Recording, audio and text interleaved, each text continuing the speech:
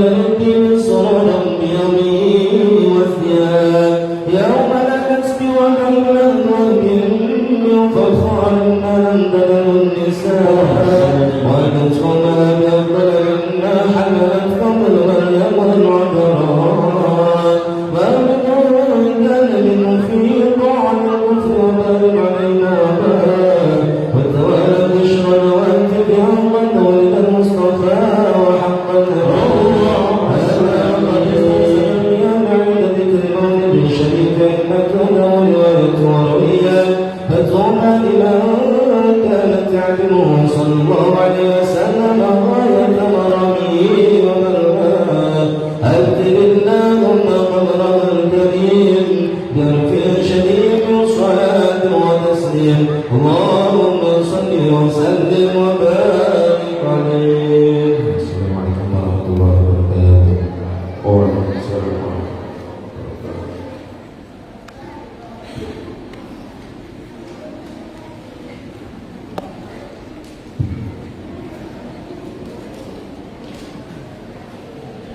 السلام عليكم ورحمة الله وبركاته. Assalamualaikum warahmatullahi wabarakatuh. Bismillahirrahmanirrahim. Alhamdulillahirabbil alamin wa bihi nasta'inu ala umuri dunya waddin. Wassalatu wassalamu ala asrofil anbiya'i wal mursalin Sayyidina Maulana Muhammadin wa ala alihi wa ashabihi ajma'in. Asyhadu an la ilaha illallah wa asyhadu anna Muhammadan abduhu wa rasuluh, amma ba'du. Hadratan muhtaramin, para alim ulama, kami pandai, tokoh masyarakat yang sama-sama kita hormati, orang tua kita Bapak Haji Sulaiman selaku pembina Yayasan Al-Madinah Khas dan juga Ketua Masjid Al-Madinah, yang kami hormati Akhil Al-Kiram Bapak Kiai Haji Lukman Hakim MPD, yang alhamdulillah sudah berada di tengah kita, yang insya Allah akan memberikan tausiah pada malam hari ini.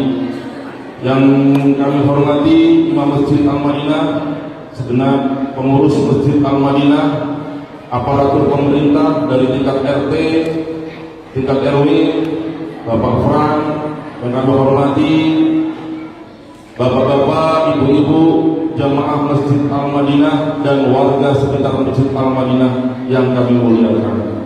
Pertama, marilah kita panjatkan puja dan puji syukur kepada Allah Subhanahu wa taala, yang mana pada malam hari ini kita masih diberikan beribu-ribu nikmatan oleh Allah, di antara nikmat iman dan Islam, sehingga kita bisa melangkahkan kaki kita, mengayunkan tangan kita menuju Masjid Al-Madinah guna untuk pelaksanaan PHBI, peringatan Hari Besar Islam, Isra dan Mi'rajnya Nabi besar Muhammad sallallahu alaihi wasallam.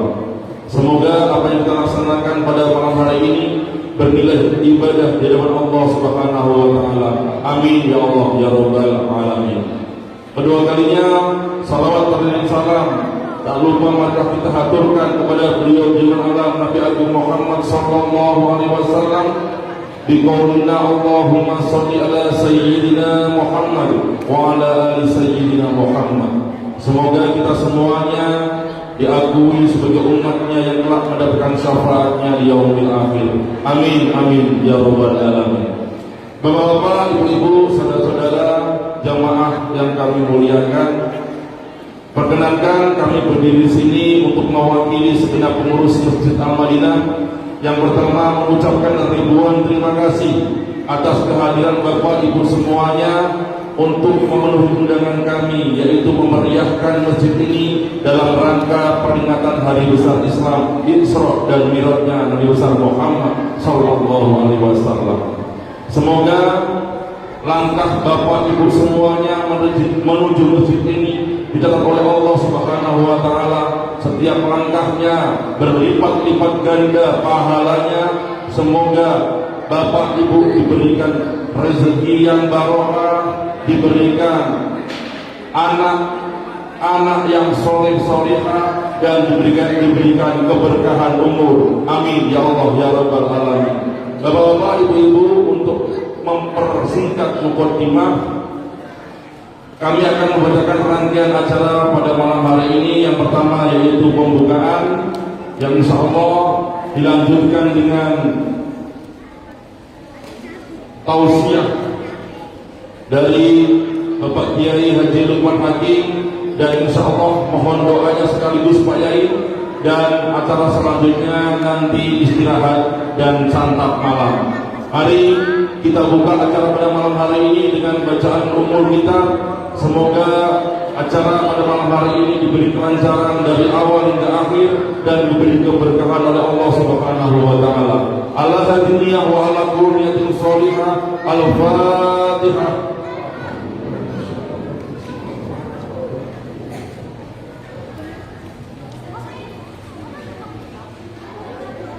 Terima kasih. Dilanjutkan acara selanjutnya yaitu tausiah yang insya Allah akan disampaikan oleh Al-Mukarram Bapak Kiai Haji Lukman Hakim MPD. Kepada beliau majelis mempersilakan. Allahumma sholli ala sayyidina Muhammad.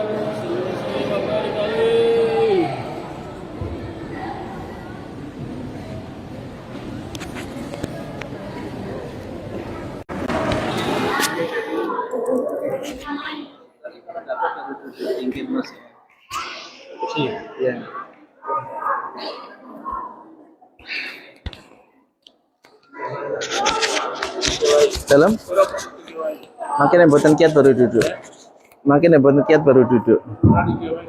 Nanti jawab. Sampun nuwun. Assalamualaikum warahmatullahi wabarakatuh.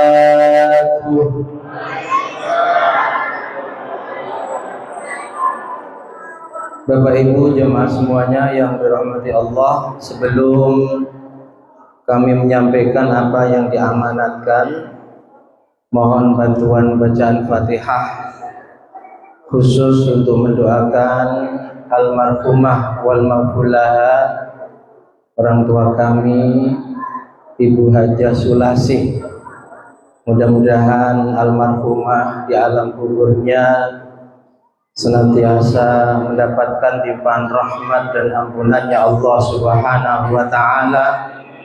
Allah lapang luaskan alam kuburnya, Allah tempatkan di tempat yang terbaik di alam kuburnya, dan semoga Allah jadikan alam kuburnya menjadi taman dari taman-taman surga. Allah jaga selamatkan dari fitnah dan siksa kubur. Amin amin Allahumma amin.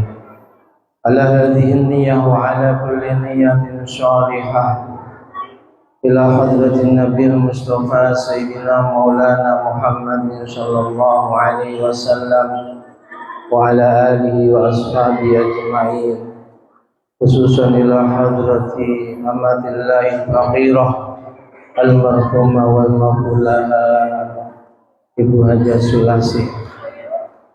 غفر الله ذنوبها ونور قبورها وستر عيوبها ورفع درجاتها وجعل قبرها روضة من رياض الجنة. الفاتحة. أعوذ بالله من الشيطان الرجيم. بسم الله الرحمن الرحيم.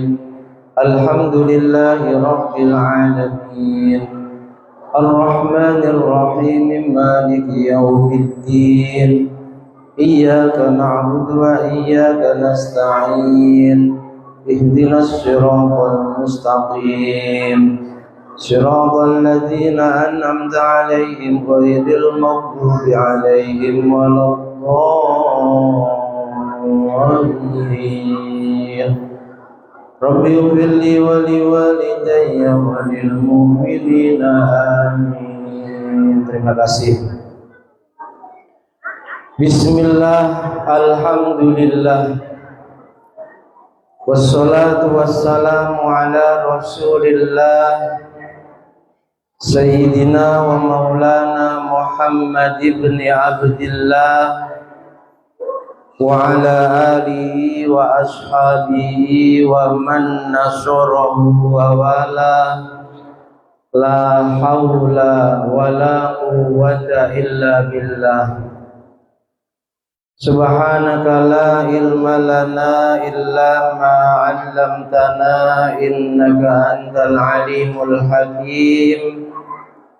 Rabbi shrah li sadri wa yassir li amri wahlul 'uqdatam min lisani yafqahu qawli. Amin. amma ba'd. Yang sama-sama kita hormati, kita muliakan orang tua kita semua, beliau Bapak Haji Sulaiman dan keluarga besarnya, yang juga sangat kami hormati, kami muliakan segenap tokoh masyarakat yang ada di sekitar Masjid Al-Madinah Engkong Swadebi, yang tidak bisa kami sebut satu persatu namanya. Bapak Ketua RT, Ketua RW, atau yang mewakili, yang hadir di majelis mulia ini, semuanya yang sangat kami hormati, kami muliakan. Para alim, para ulama, para ustadz, para ustadzah yang kami muliakan, bapak-bapak, ibu-ibu, hadirin wal hadirat, muslimin wal muslimat, rahimana wa rahimakumullah wa as'adakumullah.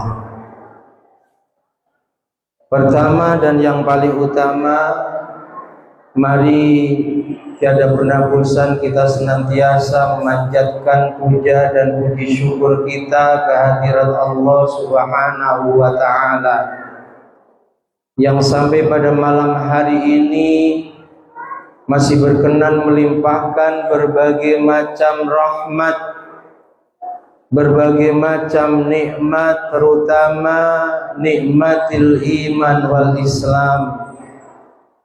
Juga masih berkenan melimpahkan taufik hidayah serta inayahnya kepada kita, sehingga di tengah-tengah kesibukan kita, aktivitas dunia kita bisa hadir dan berkumpul di majelis yang sangat mulia, majelis ilmu, dalam rangka memperingati Isra dan Mi'rajnya Nabi kita Muhammad sallallahu alaihi wa alihi wasallam.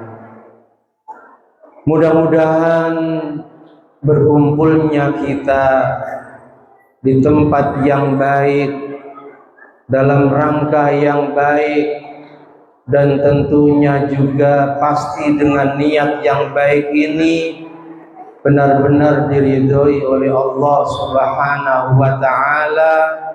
Perkumpulan kita benar-benar perkumpulan yang membawa barokah, membawa manfaat, juga membawa maslahah, baik untuk agama kita, dunia maupun akhirat kita. Amin amin Allahumma.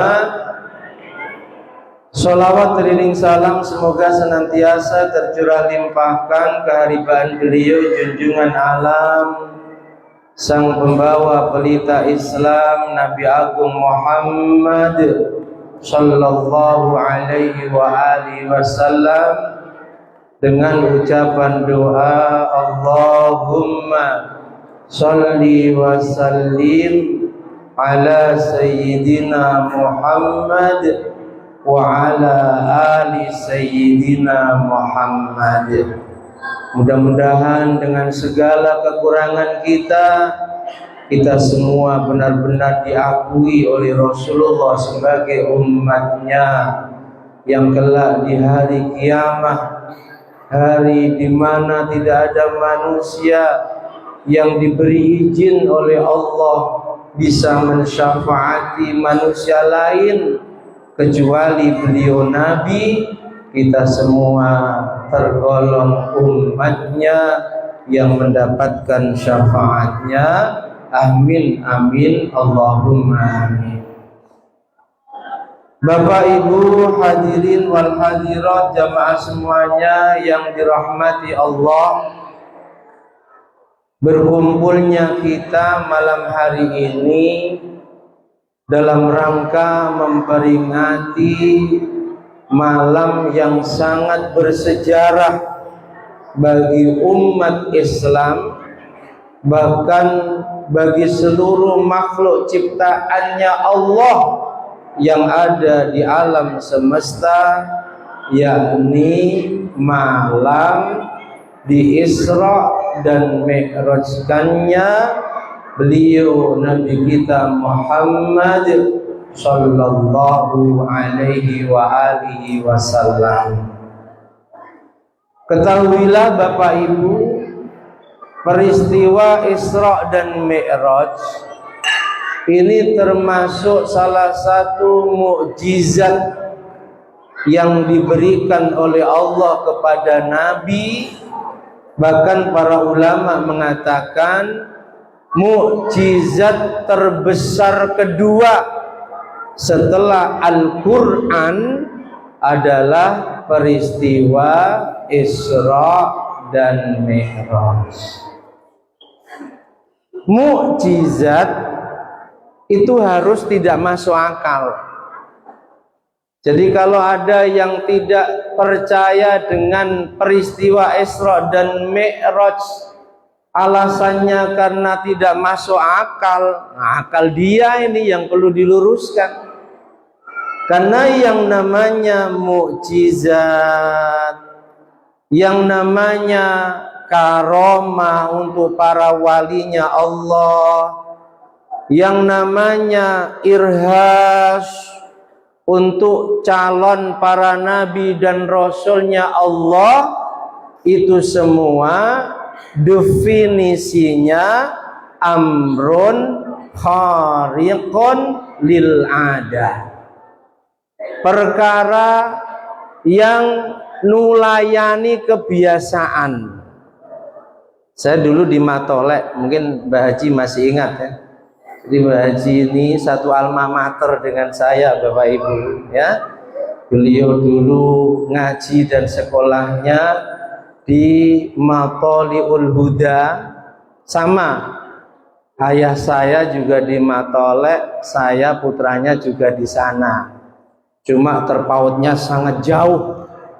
Beliau masih sempat jumpa dengan pendiri yang terkenal alim keramat Mbah Kiai Mawardi.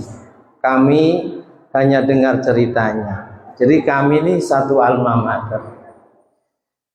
Amrun khariqun lil adah. Guru kami dulu almarhum Bapak Kiai Khairon, masih ingat nggih almarhum. Nah, itu jelaskan amrun khariqun lil adah. Semua murid ditanya perkara kang nulayani kebiasaan, itu bahasa Indonesianya apa? Gak ada satupun yang jawab. Yang bisa jawab tepat sesuai yang diinginkan beliau. Ternyata amrun khariqun lil adah itu kalau dibahasakan yang sederhana dan mudah dipaham, perkara yang luar biasa, perkara yang tidak masuk akal, perkara yang di luar logika sehatnya manusia. Jadi karena peristiwa Isra dan Mi'raj ini termasuk mukjizat terbesar setelah Al-Quran, maka ya wajar kalau dalam peristiwa Isra dan Mi'raj tidak masuk di logikanya manusia. Ini pertama yang perlu kita jelaskan. Kemudian Bapak Ibu jamaah semuanya yang dirahmati Allah, ada istilah Isra dan ada istilah Mi'raj. Ini sebenarnya dua istilah yang berbeda pengertiannya. Saya kalau masih kuat berdiri, Mbak. Kata dokter nggak boleh juga banyak duduk kan. Nanti kalau nggak kuat saya duduk di kursi, insya Allah. Mohon maaf. Ustaz. Dalam Al-Quran Allah hanya menjelaskan peristiwa Isra. Allah tidak menjelaskan peristiwa Mi'raj. Mi'raj Nabi yang jelaskan dalam hadis-hadisnya. Isra itu isim masdar. Yang pernah belajar tasrif, nahwu, shorof, Isra itu artinya bukan berjalan, karena dari fi'il madhi asra yusri isra'an, yang artinya memperjalankan. Beda dengan saro. Kalau saro berjalan sendiri di malam hari, tapi kalau isra memperjalankan. Ada yang memperjalankan, tentu ada yang diperjalankan. Siapa yang memperjalankan? Allah. Siapa yang diperjalankan? Nabi kita Muhammad sallallahu alaihi wa alihi wasallam. Semut, Bapak Ibu yang ada di Batam, kalau pengen jalan ke Jakarta, ini kira-kira butuh waktu berapa hari? 1 minggu cukup? Nggak cukup saya kira. Semut jalan sendiri dari Batam ke Jakarta 2 minggu, bahkan mungkin juga nggak cukup. Bisa jadi 1 bulan atau lebih. Sama dengan peristiwa Isra. Kalau Nabi jalan sendiri dari Masjidil Haram ke Masjidil Aqsa yang ada di Palestina, Makkah, Palestina, itu jaraknya zaman itu kalau ditempuh naik kendaraan yang cepat, entah kuda atau onta, butuh waktu 30 sampai 40 hari. Tapi itu bisa ditempuh tidak sampai 1 malam, amat sangat sebentar. Bahkan beliau Ummu Hani, karena dalam satu riwayat peristiwa Isra Mi'raj itu terjadi di malam di mana Rasulullah sedang menginap di rumahnya Ummu Hani. Ummu Hani ini binti Abu Thalib, masih sepupunya Rasulullah. Yang Rasul itu sebelum kenal Khadijah, meskipun itu sepupunya, sebab Nabi umur 8 sampai menikah ikut di Abu Thalib, pernah ada rasa cinta kepada Ummu Hani. Ummu Hani menceritakan saking cepatnya perjalanan Isra dan Mi'raj yang dilakukan oleh Nabi, tempat tidur Nabi itu masih hangat. Saking cepatnya. Padahal Makkah, Palestina, kalau normal butuh waktu 30 sampai 40 hari. Belum selama perjalanan Makkah, Palestina, beliau singgah di beberapa tempat yang ketika singgah beliau sholat 2 rakaat. Singgah di Yasrib yang akhirnya menjadi Madinah. Singgah di Madian, tempatnya Nabi Musa melarikan diri saat menjadi buron Fir'aun. Singgah lagi di Turi Saina, gunung di mana Nabi Musa jumpa dengan Allah. Singgah di Bethlehem, tempat lahirnya Nabi Isa. Setiap singgah beliau sholat 2 rakaat.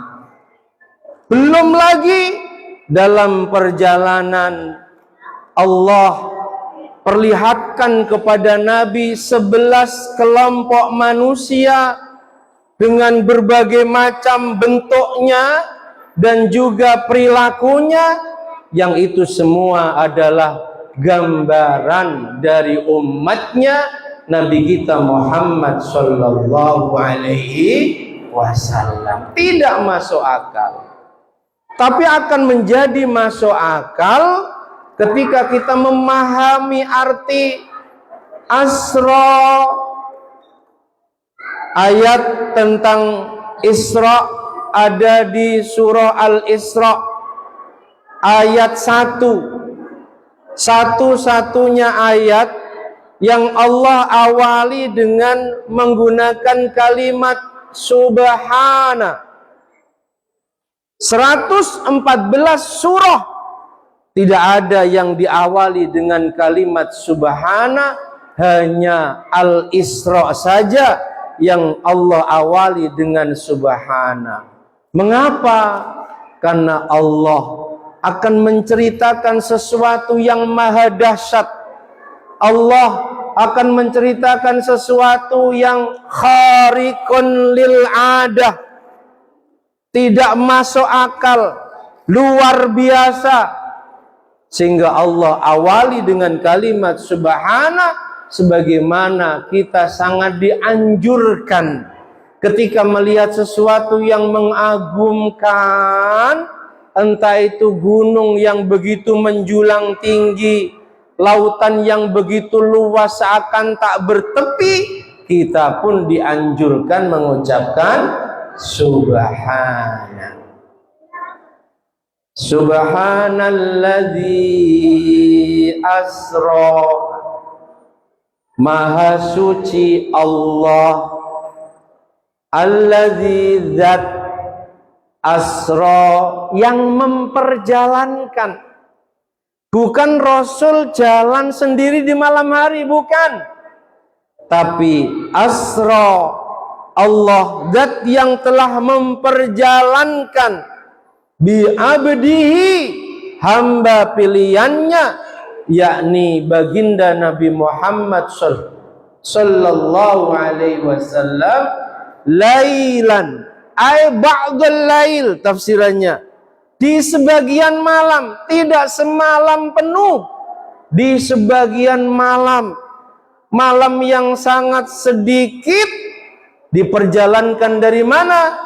Minal masjidil haram, dari masjidil haram yang ada di kota Makkah, ilal masjidil aqsa, sampai ke Masjidil Aqsa yang ada di Palestina, yang sampai sekarang masih perang terus, masih ditindas, diperangi dengan keji dan dolim oleh Israel. Kembali kepada semut tadi, semut jalan sendiri ke Jakarta butuh waktu 1 bulan, mungkin bahkan lebih. Tapi ketika kita mau ke Jakarta, lalu ada semut di kursi bandara, kita masukkan semut itu dalam saku kita, semut bisa sampai di Jakarta yang mestinya kalau jalan sendiri butuh waktu 1 bulan lebih, 1 jam lebih sedikit sampai di Jakarta. Sallallahu Nabi Muhammad. Sehingga sebenarnya Bapak Ibu nggak perlu banyak dalil. Orang yang tidak percaya peristiwa Isra dan Mi'raj karena dianggap tidak masuk akal, itu memahami ayat yang pertama tadi, memahami kalimat Asra yang artinya Allah yang memperjalankan. Jangankan Allah yang maha segalanya, kita saja mampu memperjalankan semut ke Jakarta dalam waktu 1 jam lebih yang seharusnya 1 bulan lebih. Bisa dipaham ya? Bapak Ibu jamaah semuanya yang dirahmati Allah, tujuan Allah mengisra dan mi'rajkan Nabi. Yang pertama, mengapa sih Nabi di Isra Mi'rajkan? Nabi dijalan-jalankan dengan kendaraan yang tercepat, mengalahkan kecepatan pesawat jet supersonik yang punya kecepatan seperti kecepatannya cahaya, dibarengi oleh malaikat yang paling mulia. Lalu dalam perjalanan Allah tunjukkan ajaibul alam, berbagai macam keajaiban alam semesta yang belum pernah Allah tunjukkan kepada manusia yang lain, kata Nabi dan Rasul lainnya. Di antara tujuannya Bapak Ibu, yang pertama adalah untuk menguji keimanan orang-orang yang ngaku beriman kepada Allah dan juga kepada Rasulullah. Pulang dari Isra, Nabi mengumpulkan manusia. Ada yang sudah beriman, ada yang mau beriman, ada yang memang kafir, musyrik, tidak beriman. Di depan manusia, beliau bercerita bahwa tadi malam beliau melakukan perjalanan sampai Palestina, naik ke langit, jumpa para nabi, mengimami seluruh nabi dan rasul yang jumlahnya 124.000 di Masjidil Aqsa Palestina. Manusia ketika menerima cerita Nabi akan peristiwa Isra dan Mi'raj ini terbagi menjadi 3. Menjadi berapa? 3. Yang pertama, golongan yang sangat bahagia, yakni mereka yang ketika mendengar Nabi bercerita tentang perjalanan Isra dan Mi'raj, meskipun itu perjalanan yang sangat tidak masuk akal, semakin bertambah kuat iman dan Islamnya, semakin meyakini bahwa Nabi Muhammad benar-benar hamba pilihannya Allah, Nabi dan Rasulnya Allah. Semakin kuat. Ini kelompok manusia yang pertama. Kelompok manusia yang kedua, mereka tidak percaya mendengar cerita Nabi tentang perjalanan Isra dan Mi'raj, tapi mereka diam. Tidak percayanya tidak dibuktikan dengan sebuah aksi lalu mengolok-olok Nabi, tidak. Mereka diam. Yang diamnya itu awalnya ketika beriman, mereka tidak lagi beriman kepada Nabi. Ini Muhammad lama-lama kita ikutin kok malah kayak orang gila. Cerita semalam bisa ke Palestina, naik langit dan seterusnya. Mereka murtad, tapi dia. Yang ketiga, kelompok manusia yang celaka. Mereka yang ketika mendengar cerita Isra dan Mi'raj dari baginda Nabi, mereka mentertawakan Nabi, mereka mengolok-olok Nabi, digunakan sebagai senjata untuk menghasut pengikut Nabi agar jangan percaya kepada Muhammad. Pembohong dia, dusta dia. Sampai ada yang secara terang-terangan mempermalukan Nabi. Dia maju, lalu dia katakan pada Nabi, Muhammad, angkat kakimu yang satu. Nabi mengangkat kakinya yang satu. Lalu dia katakan lagi, angkat yang satunya lagi. Nabi menjawab, kalau kakiku yang satu juga aku angkat, tentu aku akan jatuh. Tertawa dia, mengolok-olok Rasulullah. Muhammad, kamu mengangkat kedua kakimu sejengkal saja nggak mampu, kok kamu ngakunya baru melakukan perjalanan tadi malam sampai di langit.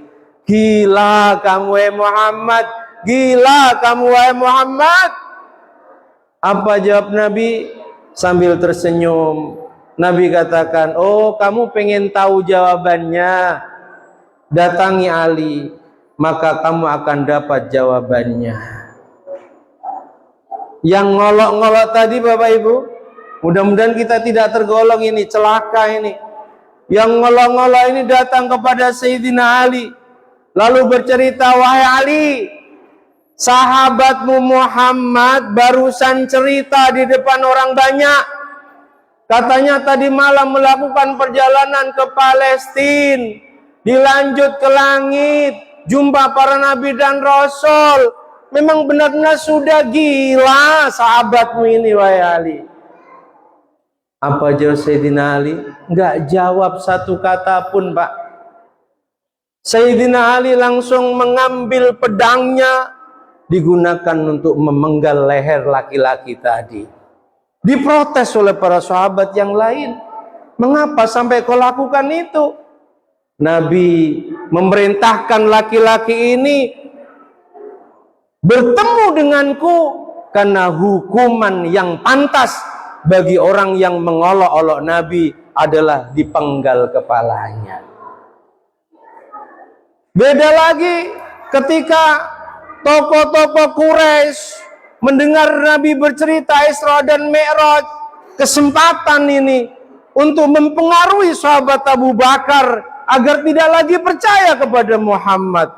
Mereka cari sahabat Abu Bakar, jumpa Abu Bakar, mereka bercerita, Abu Bakar, kawanmu Muhammad memang sudah gila. Memang kenapa Muhammad? Tuh, di sekitar Ka'bah manusia dikumpulkan. Dia bercerita tadi malam katanya melakukan perjalanan sampai ke Palestina, naik ke langit dan seterusnya. Gila kawanmu itu wahai Abu Bakar. Sudahlah, tinggalkan Muhammad. Jangan jadi lagi pengikut Muhammad. Abu Bakar tergolong orang yang ketika mendengar peristiwa Isra dan Mi'raj semakin bertambah kuat imannya. Apa jawab Abu Bakar? Fulan, jangankan hanya cerita seperti itu, cerita yang lebih tidak masuk akal dari itu, kalau yang cerita Muhammad, aku mempercayainya, aku mengimaninya. Maka sekali lagi Bapak Ibu, adanya peristiwa Isra dan Mi'raj pertama adalah untuk menguji seberapa besar keimanan kita. Bukan hanya keimanan manusia yang hidup di zamannya Nabi, sampai hari kiamat banyak orang-orang yang ngaku iman, yang ngaku Islam, setelah mempelajari tentang peristiwa Isra dan Mi'raj, lalu mereka menyimpulkan ini enggak masuk akal. Mereka tidak beriman lagi kepada Allah dan juga kepada Rasulnya. Itu tadi terbagi menjadi 3. Mudah-mudahan Bapak Ibu, kita semua tergolong manusia yang pertama mendengar peristiwa Isra dan Mi'raj yang memang di luar akal sehat manusia, yang luar biasa, yang tidak bisa diterima dengan logika sehat manusia. Semakin bertambah dan kuat iman kita, baik kepada Allah maupun kepada Rasulullah. Amin amin Allahumma amin. Bapak Ibu jamaah semuanya yang dirahmati Allah, yang kedua, tujuan Allah mengisra dan mi'rajkan baginda Nabi Muhammad sallallahu alaihi wa alihi wasallam adalah takriman wa ta'nisan lin Nabi Muhammad, untuk memuliakan sekaligus menghibur baginda Nabi Muhammad sallallahu alaihi wa alihi wasallam. Mengapa Nabi dihibur lewat peristiwa Isra dan Mi'raj?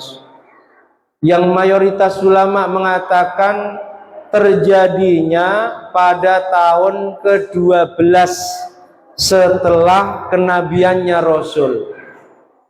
Di tahun ke-13 beliau hijrah. Mengapa? Ternyata sebelum ada peristiwa Isra dan Mi'raj, Nabi kita Muhammad sallallahu alaihi wasallam mendapatkan ujian yang luar biasa dari Allah. Apa bentuk ujiannya? Yang pertama, di tahun 10 kenabian, istri tercinta beliau Sayyidah Khadijah binti Khuwailid Al-Kubra, janda 2 kali. Khadijah itu sebelum menikah dengan Rasul janda 2 kali.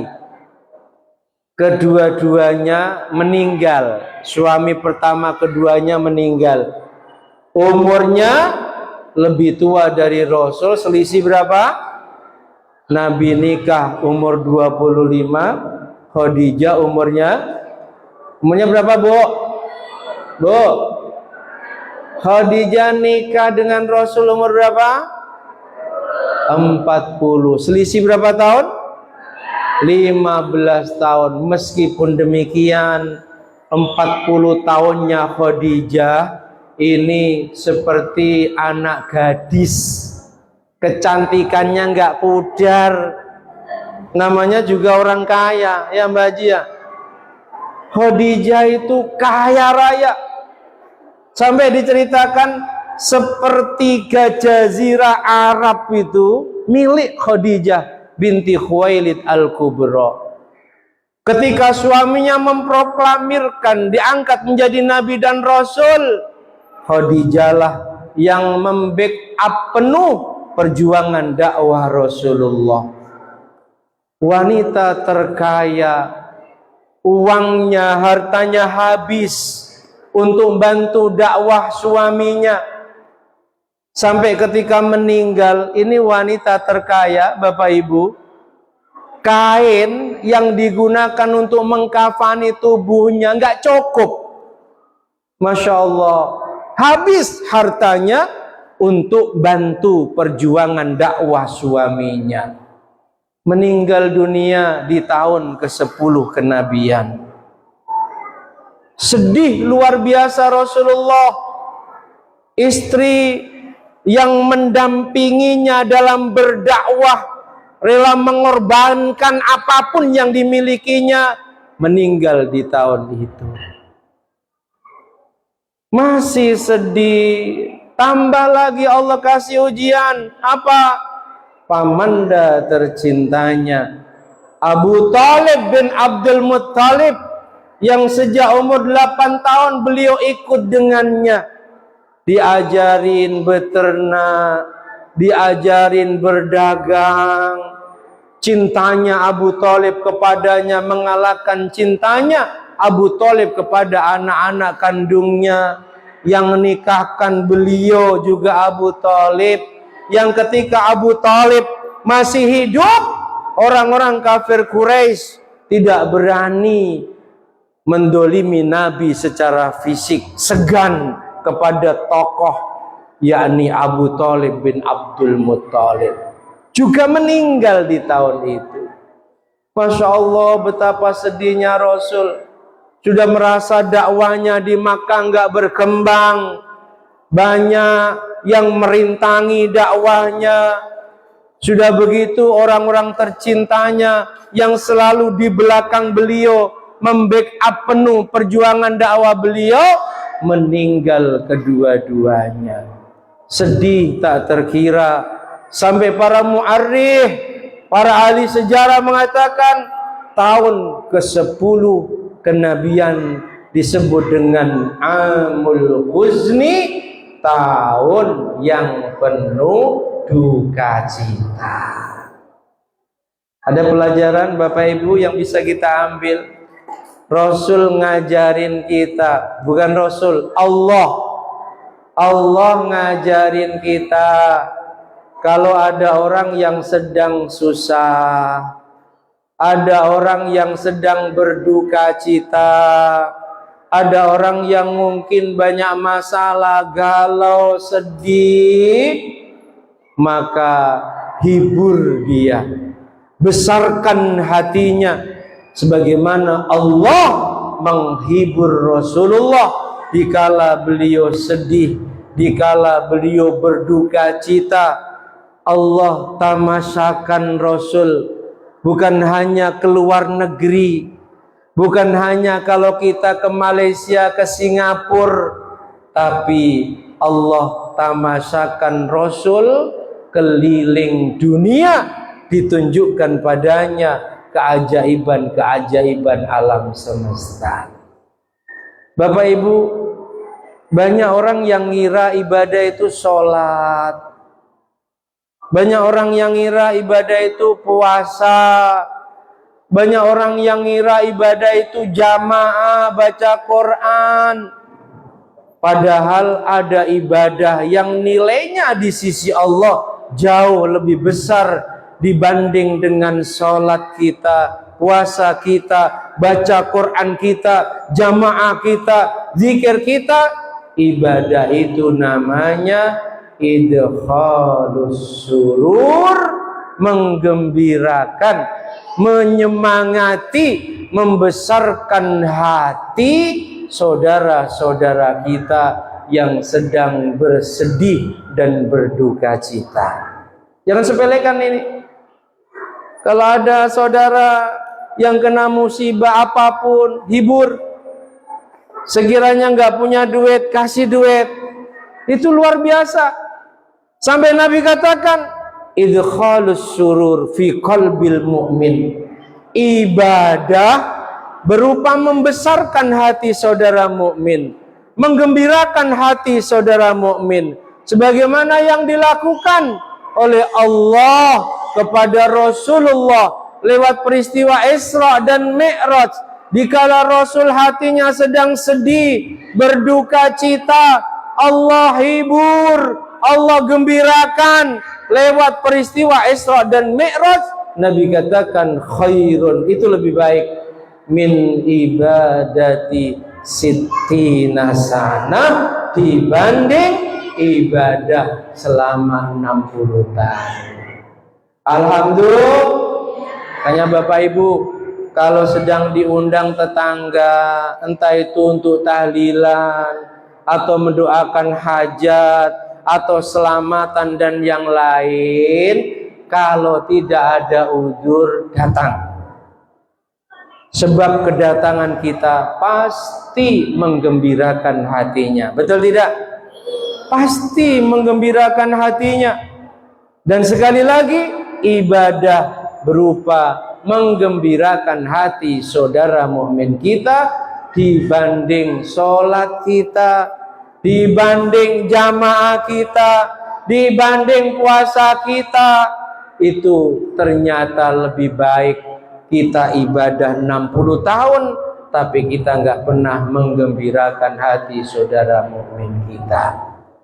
Lewat peristiwa Isra dan Mi'raj ini, pelajaran dari Allah untuk kita. Sekali lagi, ayo ketika kita punya saudara yang sedang berduka cita sebab mendapatkan ujian dan musibah, hibur, besarkan hatinya. Ada ajaran besok orang sakit, ada ajaran takziah, ada ajaran bantu mereka yang butuh bantuan kita.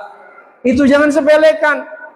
Jangan sekali lagi menganggap ibadah itu ya sholat, tahajud, zikir, baca Quran dan lain sebagainya. Semoga ini bisa menjadi pelajaran yang sangat berharga bagi kita semua, sehingga menjadi pribadi-pribadi yang selalu bisa membesarkan hati saudara mukmin kita, terkhusus mereka yang sedang berduka cita, yang ternyata nilainya di sisi Allah jauh lebih baik dibanding hanya ibadah antara kita dengan Allah. Mudah-mudahan amin Allahumma. Bapak Ibu jamaah semuanya yang dirahmati Allah, waktu yang diberikan tinggal 5 menit. Tentunya bicara Isra dan Mi'raj tidak bisa dilepaskan dari bicara perintah sholat fardu 5 waktu. Sebelum Isra dan Mi'raj, sebenarnya umat Islam sudah diwajibkan mengerjakan sholat. Tapi sholatnya bukan sholat fardu yang 5. Ada 2 riwayat tentang sholat sebelum peristiwa Isra dan Mi'raj. Sudah wajib Bapak Ibu. Umat Islam sudah wajib sholat. Riwayat yang pertama, kewajiban umat Islam sebelum peristiwa Isra dan Mi'raj, sholatnya hanya sekali di tengah malam, yang sering kita kenal dengan sholat tahajud atau sholat malam. Makanya Nabi katakan, sholat malam wajib bagiku, sunnah bagi kalian. Jadi setelah peristiwa Isra dan Mi'raj, ada perintah sholat fardu yang 5, sholat malam 2 rakaat tidak diwajibkan lagi. Tapi bagi Nabi masih tetap diwajibkan untuk beliau.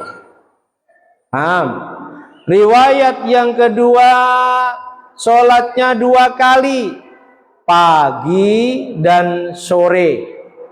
Pagi 2 rakaat, kemudian sore 2 rakaat. Bicara tentang sholat, Bapak Ibu, jangan pernah sepelekan.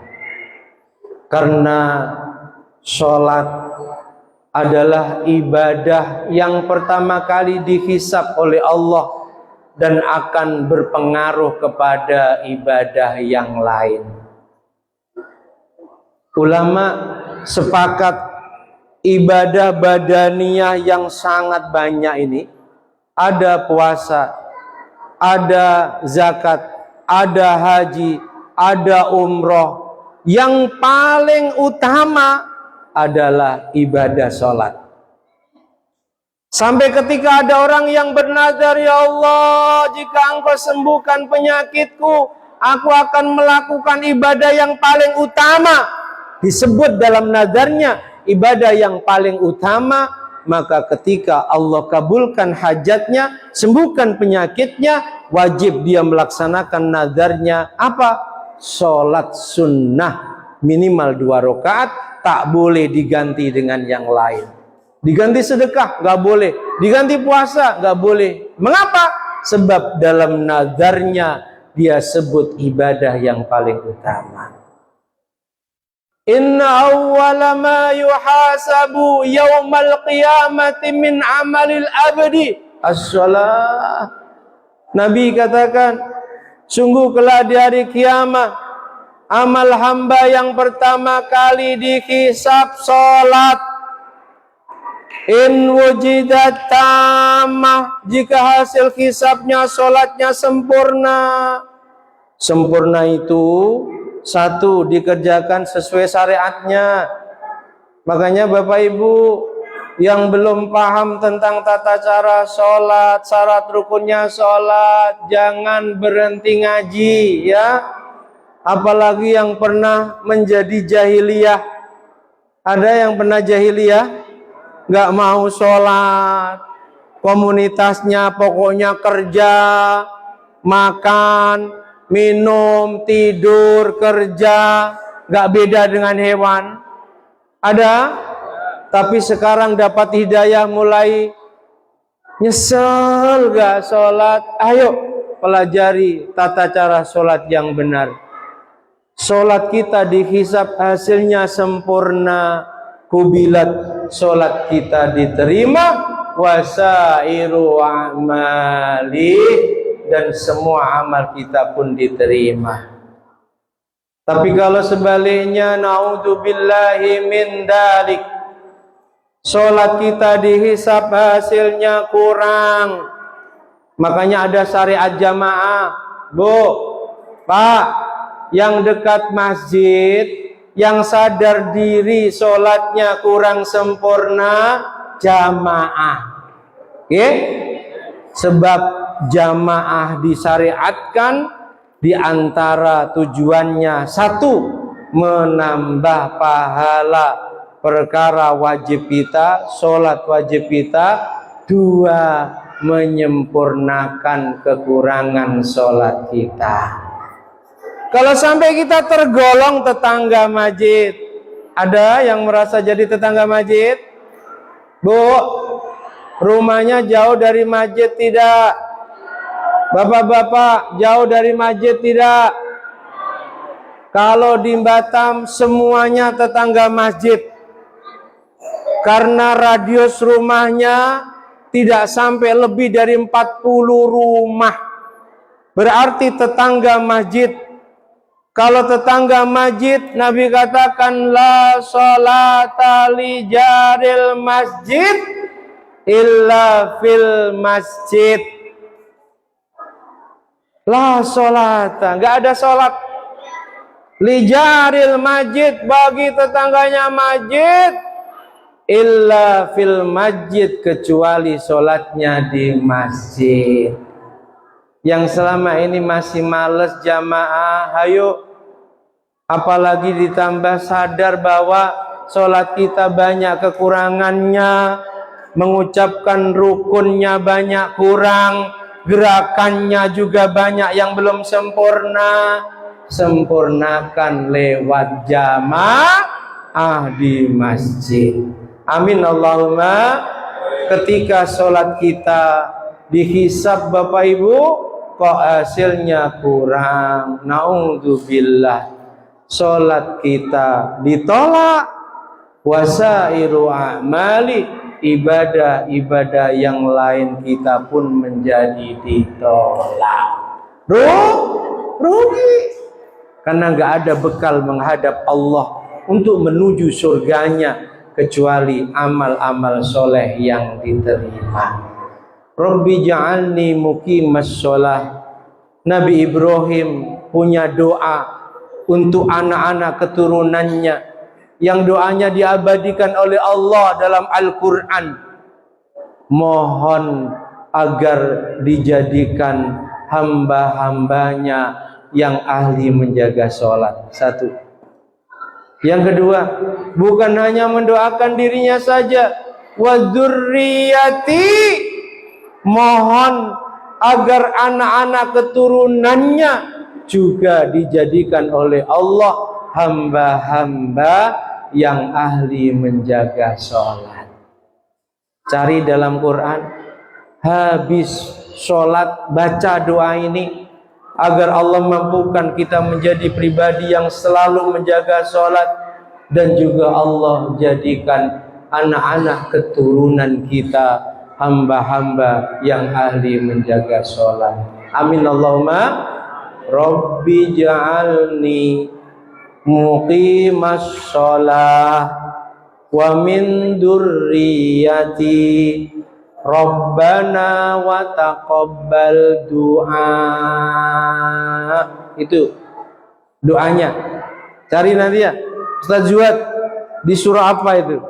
Rabbi ja'alni muqimas sholah wa min durriyati Rabbana wa taqabbal du'a. Ya Allah, jadikan kami hamba-hambamu yang ahli menjaga sholat, dan juga anak keturunanku, jadikan mereka pun ahli menjaga sholat.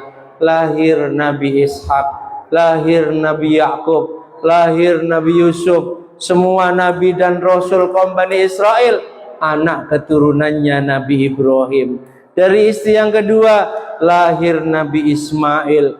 Ismail terus melahirkan keturunan yang semua mentauhidkan Allah. Dan di akhir zaman lahir pemimpinnya para nabi, keturunannya Nabi Ibrahim, yakni baginda kita Muhammad sallallahu alaihi wasallam. Barokah, selalu mendoakan anak-anak keturunannya menjadi ahli sholat. Mudah-mudahan lewat peringatan Isra dan Mi'rajnya Nabi kita Muhammad sallallahu alaihi wasallam ini, bisa menjadi motivasi untuk kita semua. Mungkin yang selama ini sholatnya masih belum dijaga dengan benar, masih sambil malas-malasan, masih sering ditunda pelaksanaannya sampai terkadang habis waktunya. Jamaahnya juga belum bisa istiqomah, belum bisa maksimal. Mudah-mudahan berkah majlis peringatan Isra dan Mi'rajnya Nabi ini, Allah terus bimbing kita dengan hidayahnya sehingga kita menjadi hamba-hamba yang ahli menjaga sholat fardu 5 waktu kita, juga hamba-hambanya yang ahli jamaah, ahli berkunjung ke rumahnya yang mulia, yakni masjid-masjidnya yang ada di dunia, yang Allah memberikan garansi, siapa yang sering berkunjung ke rumahku di dunia, sungguh aku akan muliakan mereka sebagaimana tuan rumah memuliakan tamu-tamunya. Amin amin Allahumma amin. Demikian, semoga bermanfaat apa yang saya sampaikan. Tentu banyak kekurangan, kekhilaafannya kami mohon maaf. Akhirul kalam, hadanallahu wa iyyakum ila tariqil qawim wal afu minkum. Assalamualaikum warahmatullahi wabarakatuh.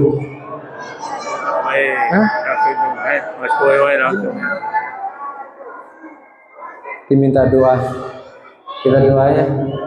Bismillahirrahmanirrahim. Alhamdulillahi rabbil alamin. Allahumma salli wa sallim ala sayyidina Muhammad wa ala ali sayyidina Muhammad. Allahumma ighfir lana dhunubana, ampuni dosa-dosa kami, ampuni dosa kedua orang tua kami, ampuni dosa guru-guru kami ya Rabb, ampuni dosa orang-orang tercinta terkasih kami, dosa saudara-saudari kami, kaum muslimin muslimat, mukminin mukminat, baik yang masih hidup maupun yang sudah meninggal. Ya Allah, jadikan majlis kami ini majlis yang benar-benar Engkau ridhoi. Ya Allah, jadikan perkumpulan kami ini perkumpulan yang benar-benar Engkau berkahi. Ya Allah, berkah majlis yang mulia ini kami mohon kepadamu ya Rabb. Jadikan kami semua, jadikan anak-anak dzurriyyah keturunan kami hamba-hambamu yang benar-benar menjaga sholat fardu 5 waktunya, hamba-hambamu yang benar-benar ahli sholat, hamba-hambamu yang benar-benar ahli jamaah, hamba-hambamu yang benar-benar ahli istiqamah dalam mengajarkan amal soleh dan ketaatan yang Kau perintahkan. Ya Rabb, muliakan kami dan mereka dunia akhirat. Ya Rabb, muliakan kami dan mereka dunia akhirat. Selamatkan kami, bahagiakan kami dan mereka dunia akhirat. Rabbana hablana min azwajina وذرياتنا قرة أعين واجعلنا للمتقين إماما رب اجعلنا مقيم الصلاة ومن ذريتنا ربنا وتقبل دعاء ربنا هب لنا من الصالحين ربنا آتنا في الدنيا حسنة وفي الآخرة حسنة وقنا عذاب النار اللهم وسع علينا رزقنا وعذب علينا خلقك برحمتك يا أرحم الراحمين ربنا تقبل منا إنك أنت السميع العليم صلى الله على سيدنا محمد وآله والحمد لله رب العالمين. الفاتحة.